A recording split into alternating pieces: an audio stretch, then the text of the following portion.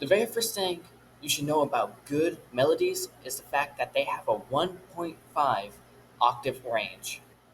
Alright, so we have our project set up here. If you take a look up here, you'll see what key your project is set in. For mine, I set it to E minor. This means that my first note for my chord should also be an E minor, as well as the melodies. So if I go ahead right here and play an E, that's an E right there. And this is an E minor. So I'm going to create four. So we have our chords right here now. Let me play it real quick.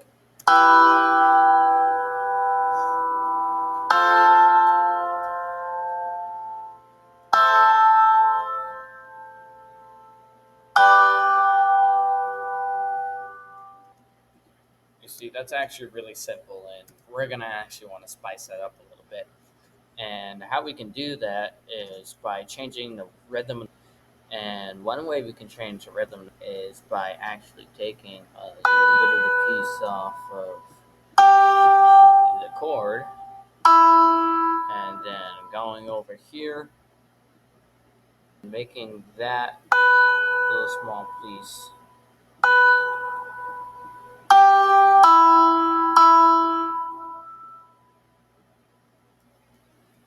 play again. So it sound like.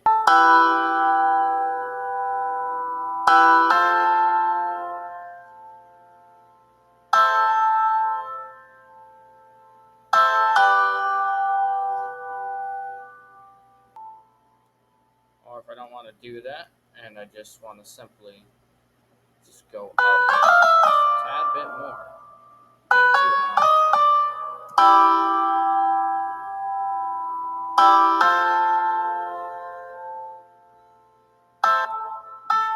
I'm actually going to change this now. We're going to go lower.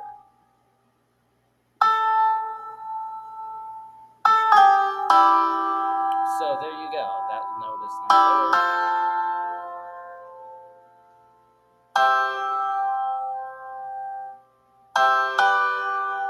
And now it sounds a lot more unique. Sounds good. Hopefully you are following along in your own DAW, so yours sounds unique and different from mine. Now that we have that done, we want to go on and establish the melody. Since I have my project set on an E minor here, that's the note I should be starting on. So here we go. Alright, and this is where I should start creating my melody rhythm.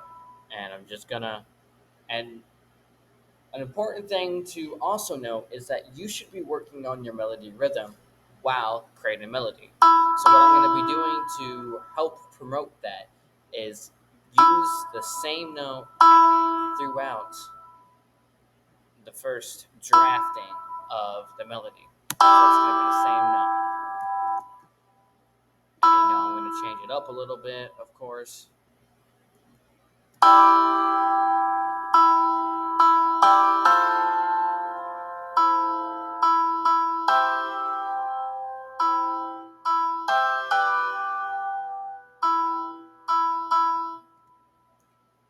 Alright, and you see that I created a little rhythm right here. Feel free to experiment with this rhythm. There's no wrong answers when it comes to experimenting with music. So just go ahead and follow along with your own software and mix that up and make your own rhythm. And now since I've gotten the rhythm established, now I want to start changing the pitch. But it's important to note that we want to be constantly hitting the E or whatever your project key is, so we have more of a foundation, more repetition. Because, like I said before, repetition in melodies is important for establishing a memorable melody. Another tip that really works well when creating melodies is using the rise and fall technique. And if you notice, I did it here too, where I rise and then fall, rise and then fall, rise and then fall. And what it sounds like at the end is this.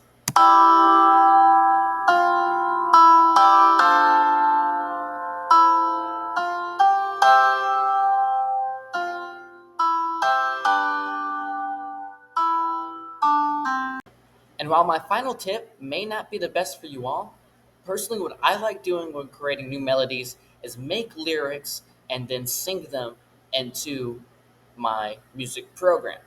Now, my specific music program, Logic Pro, is able to use flex pitch for me to identify every single note that I sang, or I can just play it by ear. But personally, I like syncing into it because I could just copy and paste all the notes and then export it to a MIDI region for an instrument to play it. Now, that does take some time and that does take some creative process to get the right melody for the right feel for the lyrics, but it puts human emotion into it. What I just made right there is, yes, it works. Yes, it's basic and it can get you going. But when it comes to me personally and the complexity I like to convey with music, that doesn't really work out for me. But as a beginner, it's okay to use something simple like that. It's going to help you build little stepping stones to get to that point where you can convey complexity and set the right atmosphere for your music.